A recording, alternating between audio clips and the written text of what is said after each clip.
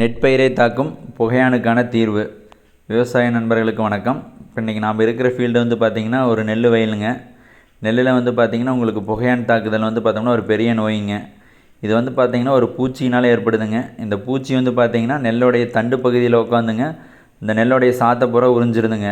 அதனால் வந்து பார்த்திங்கன்னா நெல் வயல் பார்க்குறதுக்கு வந்து பார்த்திங்கன்னா உங்களுக்கு அதாவது தண்ணி இல்லாமல் காஞ்சு போன மாதிரி மேலே சருகு மாதிரி தெரியுங்க.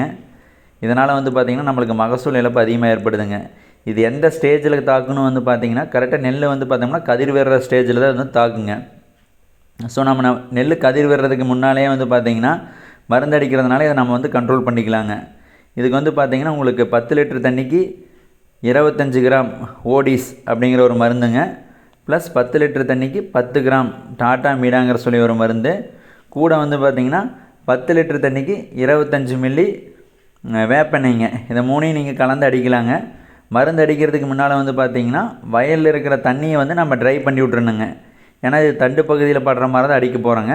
அதனால் உங்களுக்கு தண்ணியை வந்து பார்த்திங்கன்னா ட்ரை பண்ணிவிட்டு நீங்கள் மருந்தை ஸ்ப்ரே பண்ணிங்க அப்படின்னா உங்களுக்கு நல்ல ரிசல்ட்டு கிடைக்குங்க. மேலும் இதுபோல் விவசாயம் சம்பந்தமான தகவலை தெரிந்து கொள்ள நமது கட்டுத்துறை யூடியூப் மற்றும் இன்ஸ்டாகிராம் சேனலை சப்ஸ்கிரைப் செய்யுங்கள். நன்றி.